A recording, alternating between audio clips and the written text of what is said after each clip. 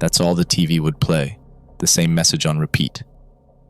Emergency Broadcast 101 was titled at the top, and Do Not Leave Your Area was printed small, but clearly visible at the bottom. There was no explanation, no prior warnings, it just happened. I live in a small town. The next city is miles away.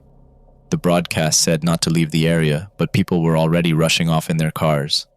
Some even left their families behind in a panic. That confused me. Everyone I knew here would never act like that. Something bad was happening. It's 1 a.m. I should mention the moon isn't out tonight, probably hidden behind the clouds. I decided not to follow the crowd and just stay home. Not even 20 minutes later, it seemed I made the right decision. My buddy was one of the people who left. He sent me a video on Snapchat of him getting pulled over, but it wasn't the police. It was the military.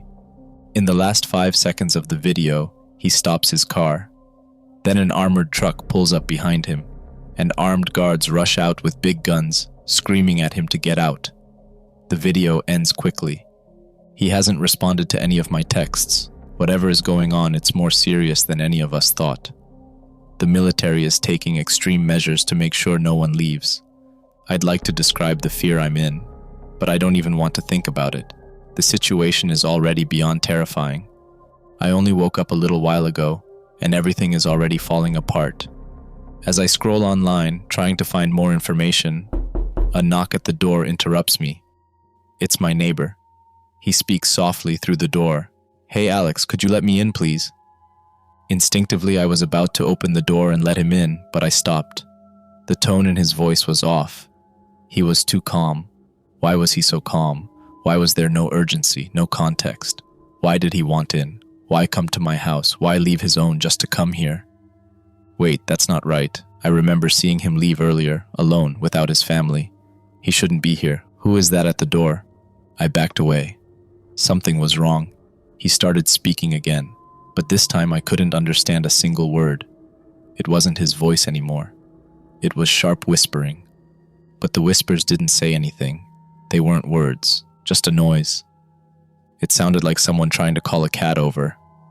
I backed away from the door and hid.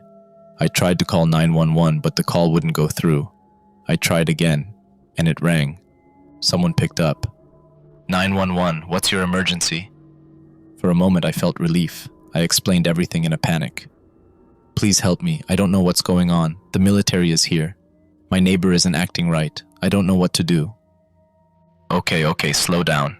Explain one thing at a time, please. I told her everything, the best I could. When I finished, she went silent for a second. Then she spoke. Okay, I'm going to need you to stay calm.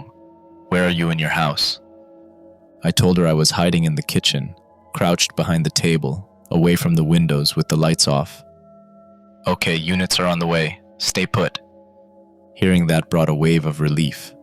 Thank you so much, I said, feeling a little safer. You're welcome, Alex, she replied. Please stay on the phone. I hung up. My stomach dropped. I didn't tell her my name. I realized in horror I hadn't been talking to a real 911 dispatcher. Looking back, it was a stupid move. Why would the police even help if the military was already here? Her lack of questions, her calmness, that should have been a warning. I know 911 dispatchers are supposed to remain calm, but there wasn't a single worry or concern in her tone. It was almost robotic in a weird way. I might have just gotten myself killed. If whatever is out there didn't already know where I was before, it knows now. I have to get out of here. It's not safe. I texted my other friend to see if he was still in the area. He replied 2 minutes later. Thank God, I thought. He's still in the area. I ask if I can call. 1 minute later, my phone rings. As I pack up my stuff, I answer. What the fuck is going on? He asks. I know as much as you do, I reply. Whatever is happening, we can't stay. His tone shifts, more worried now. Dude, the military is fucking everywhere. If whatever is out there doesn't kill us, the military will. I've seen enough movies to know that if they're keeping people contained, they'll kill you without question if you try to leave. He's right. I'll be over soon. Just be careful and go grab your gun, I tell him. Okay, be safe, all right? I pause for a moment. Hey, what's my birthday? Seriously, dude? You really think I'm one of those things? He replies, You're 17, you don't own a gun. Your parents are anti-gun and they're Democrats, I say. It goes silent for a minute, then he speaks. Have you ever heard someone cry and scream? Beg for the pain to stop as you dig deep into the side of their torso with your claws and teeth? I freeze. Of course not, he continues. But I'm sure I can paint you a picture, or give you a visible representation. You can't run. Just lie down and give in, Alex. The call ends. A sudden, sickening realization hits me. I can trust no one. That's 3 times now I have been interacting with someone or something pretending to be someone else. Whatever this thing is, it can mimic people almost perfectly. My house is big. Too big for one person to live in. I enjoy living in big spaces all to myself. That means plenty of places for me to hide, but also plenty of places for something else to hide. I finally understand just how dangerous this situation really is. I grab my gun, a SIG P365, and begin clearing the house, locking every possible entrance as I go. Every room is empty. Every window and door is secured. That makes me feel a bit safer, though I realize if I need to escape quickly, I may have boxed myself in. All the blinds are closed, so nothing can see inside. Every light is off. The house is dead silent. With my phone in hand, I try to make sense of what's happening. Then I hear it. A vehicle pulls up outside on the main road. It's armored. I don't know whether to feel scared or relieved, but either way, I prepare myself. 2 soldiers jump out and immediately begin firing their weapons at something. I can't see what they're shooting at, but it doesn't matter, because whatever was behind them was probably no different than what they were firing at in front of them. The driver shouts to warn them, but it's too late. The thing behind them grabs the first soldier and lifts him off the ground. Its jaw unhinges. The second soldier turns, ready to fire, but he never gets the chance. In the blink of an eye, the creature lunges at him. These things don't just move fast. They move so fast it looks like they're teleporting. The first soldier screams, thrashing in its grasp, but it's no use. The creature pulls him toward its gaping jaw and rips his head off. Its teeth are razor sharp. It starts tearing the body apart like it's made of soft clay. The second soldier's fate is worse. At least the first guy died instantly when his head was ripped off. The other soldier wasn't so lucky. The creature forces his mouth open and jams its fingers inside, applying pressure until his jaw breaks off completely. It wasn't clean. The jaw tore from the flesh, leaving a mangled mess of blood and shredded muscle on the ground. Then the thing throws the soldier's body to the floor. Somehow he's still alive, barely. It drags him into the darkness, his torn throat letting out weak attempts at a scream. But I imagine you can't scream well when your jaw's gone. I should mention that the man in the vehicle disappeared. No, I mean he literally vanished. I don't know how I didn't notice it. I assume the creatures got him too.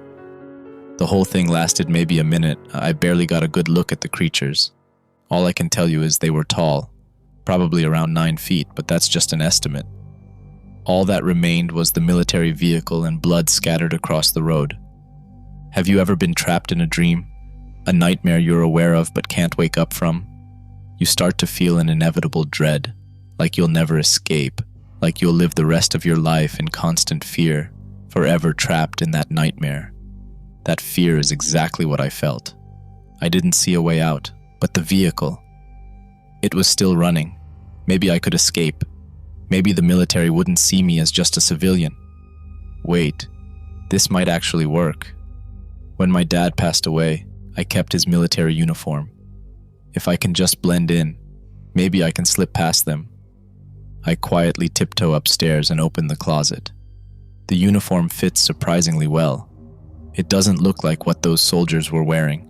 They had tactical gear, heavy vests, and probably newer models, but I looked close enough. Close enough might be all I need.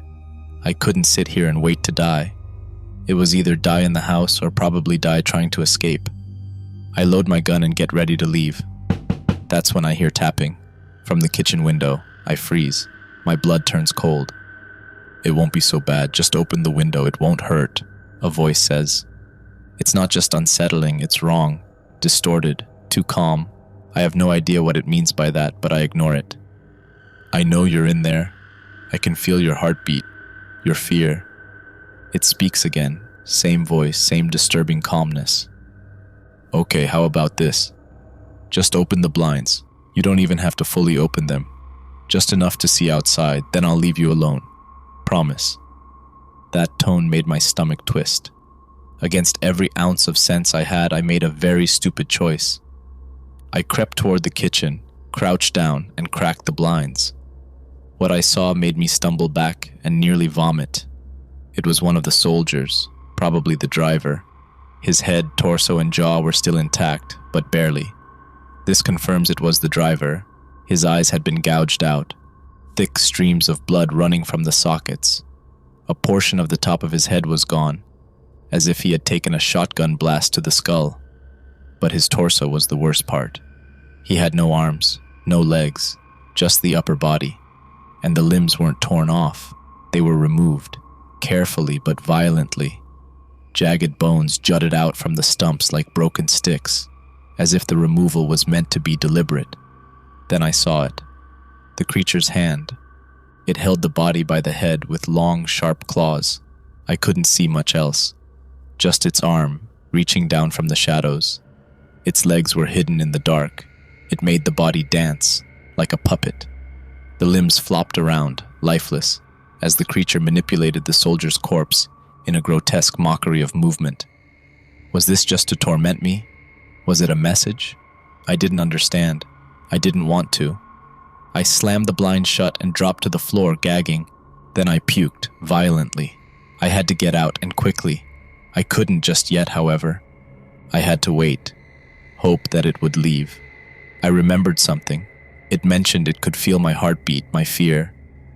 I started doing breathing exercises to calm my heartbeat down. Surprisingly, it was effective. I was calm. Well, as calm as a person could be in such a fucked up situation. I decided it was time to leave. I grabbed my things and left through the side door of my house, not the front door.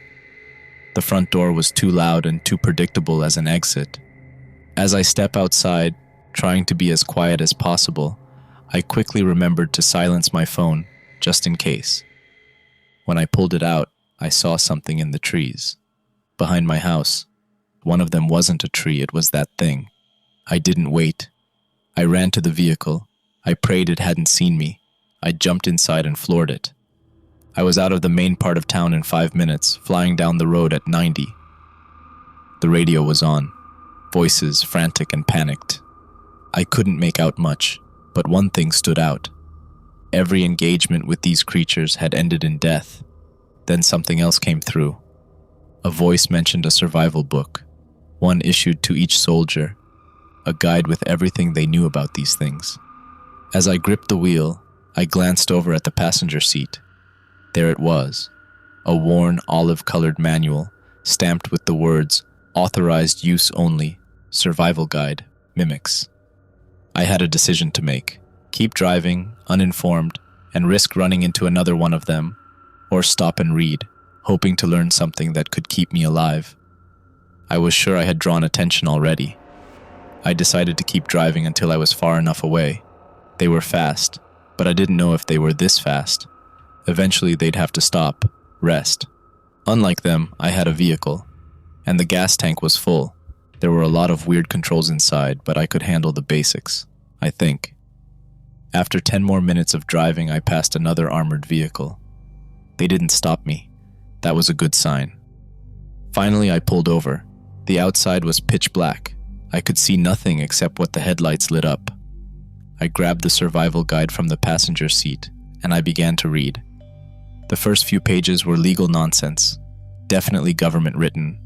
Most of it talked about how the public was not to read the contents of this book under any circumstances. If someone did manage to get a copy, the official response was to play it off as a role-play prop made to generate spooky thrills.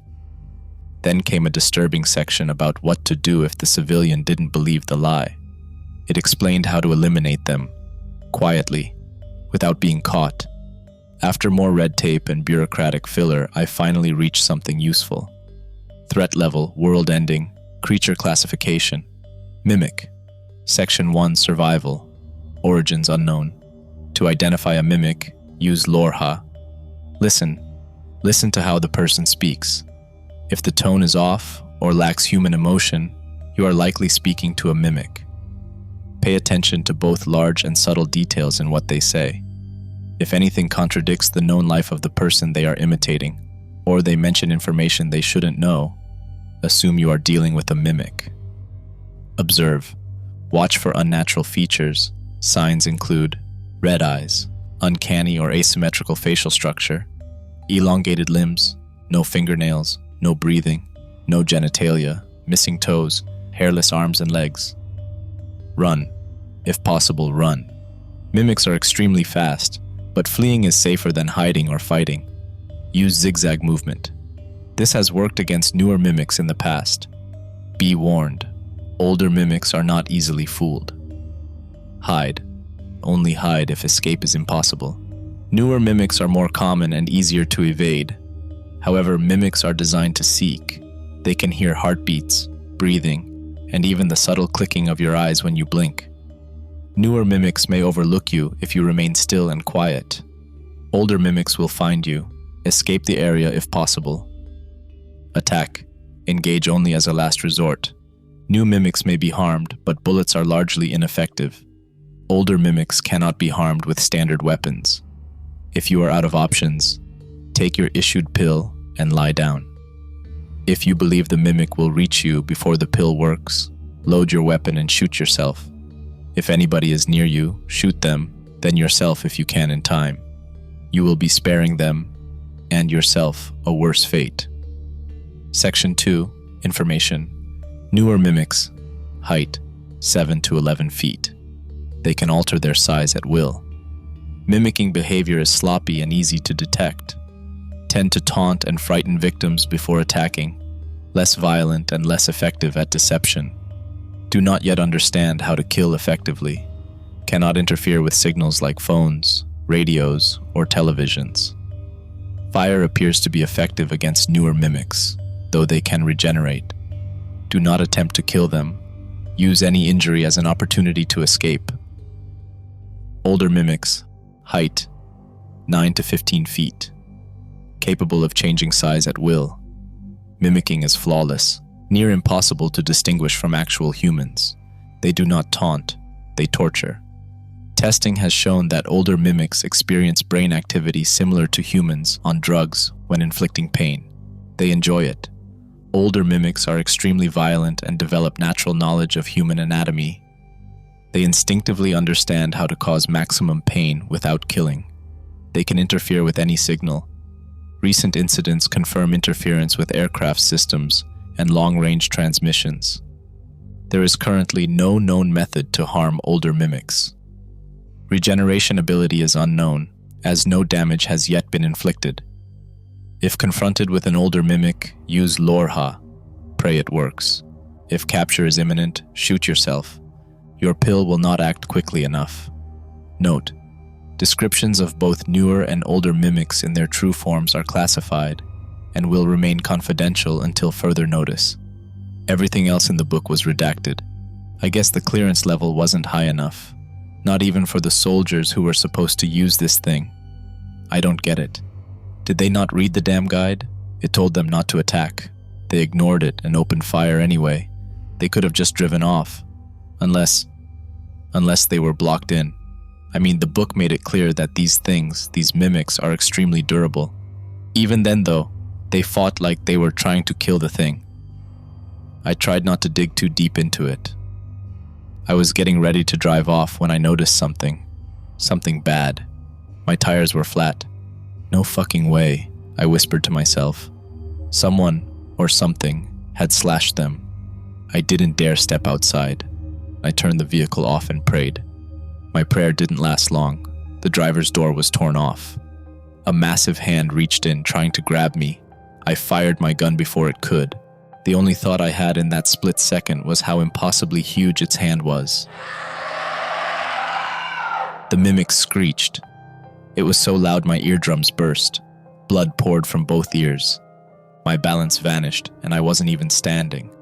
I couldn't sit up straight or anything, just squirm in intense pain. I couldn't even process what was happening.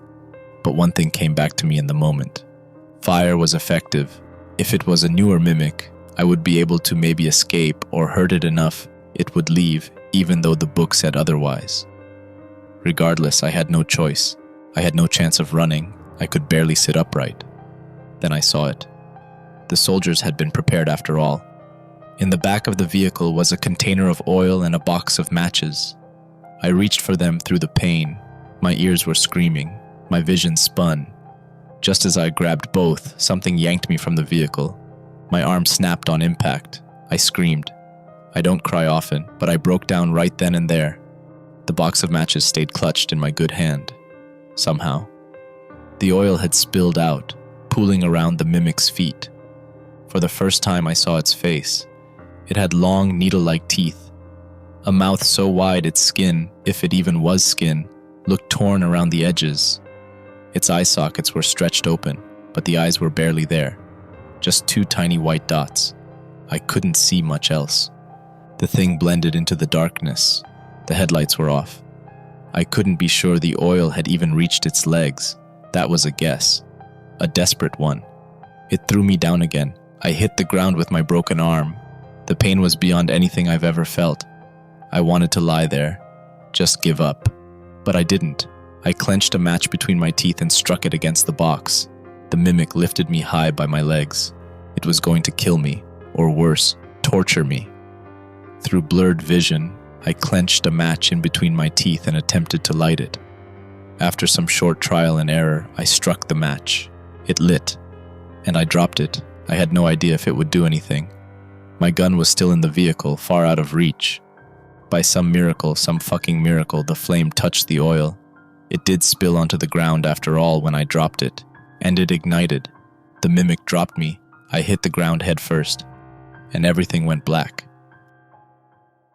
I woke up in a hospital. The doctor told me I had been in a bad car crash. I tried explaining what had really happened. I told him everything. The mimics, the military, the survival book, the fire, the blood, the voice at the window. He looked at me with confusion and told me my brain had suffered severe trauma. According to him, what I had experienced was most likely a hallucination caused by my injuries.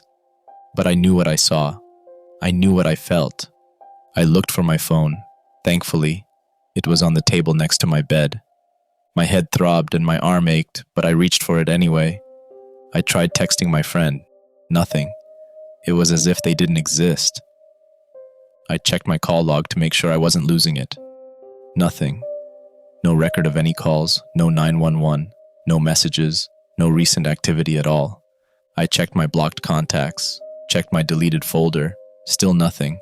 I was starting to think I really had gone crazy, but I knew better. This wasn't just a dream, it couldn't be. My suspicions were confirmed when the doctor told me I had a visitor claiming to be a loved one. An older man walked in and greeted me with a smile, like we had known each other for years.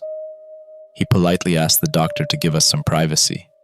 The moment we were alone, his expression changed. "You saw things," he said. "You experienced things you were never supposed to. Your old life in that town is gone. Everyone you once knew and interacted with is gone, and highly likely dead. You will be relocated to a new town. Your belongings have been retrieved. Do not worry. You are not to speak of this to anyone. You are lucky to be alive, and extremely lucky we decided to keep you alive when we found you. Thanks to you, we discovered a new weakness in the mimics. A simple gunshot to the hand. That was all it took. You successfully killed one. We know you read the book. Yes, fire is effective. The oil and match trick was smart, but the gunshot to the hand is what did it. We have never been able to study a mimic corpse. They are far too durable, but the one you killed gave us something. There is an artery located in the direct center of the palm that appears to be vital to their organ functions. Because you discovered this, we are going to let you live." He stared directly into my eyes. "But if we find out that you told anyone about this situation, you will be killed. So will the person you told. You are to sign this contract." He handed me a pen and paper. "I hope to never meet you again. Thank you for your time. Oh, and do not bother attempting to contact your friends. You will not be able to. Let's just leave it at that. I signed the contract without saying a word. I mean, what else could I say? But something was still gnawing at me. The friend I had called. Every time I saw him, his eyes were red. His face always looked just a little off. And now that I think about it, his arms and legs never had any hair. Not once. He had been my friend since I moved into that town 5 years ago. How long had I been talking to a mimic? I do not think it matters anymore. They will probably kill me once they find out I wrote this. But the public needs to know. Remember to follow Lorha. And if you see one, aim for the center of the palm. That is your only chance. My new town is quiet. Too quiet. People are not as social here. I hate it. But my job pays better. And strangely enough, I feel like I have made better friends. Despite how little anyone talks, I always watch for the signs. I am careful. Red eyes can be excused. Everyone gets those once in a while. That is what I keep telling myself. But lately I have noticed something. One of my new friends never takes off their shoes. Their arms are unusually long. They always wear long sleeves, even in the heat. I have never seen their skin from the elbows down or the knees down. Their eyes are always red. Their arms and legs are completely hairless. They wear sunglasses indoors, and sometimes their voice slips. It is subtle, like something deep inside is pressing against the surface. I try to ignore it. I try to tell myself I'm just traumatized, that I'm still healing, but there is something else. A patch on their backpack. I recognized it instantly. It was military. Olive green, tattered at the edges, the exact patch my dad had sewn onto his old uniform. The same uniform I wore when I escaped. There's no way anyone else should have that. No way.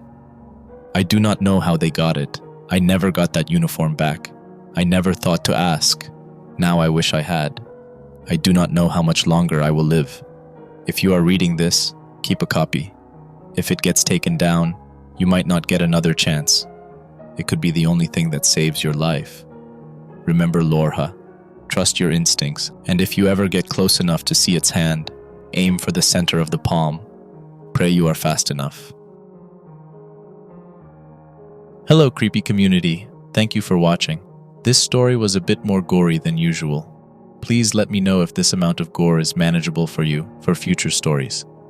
Also, I want to thank my members. I appreciate your support. Lastly, if you've enjoyed the video, don't forget to like and subscribe. Stay creepy and see you in the next story.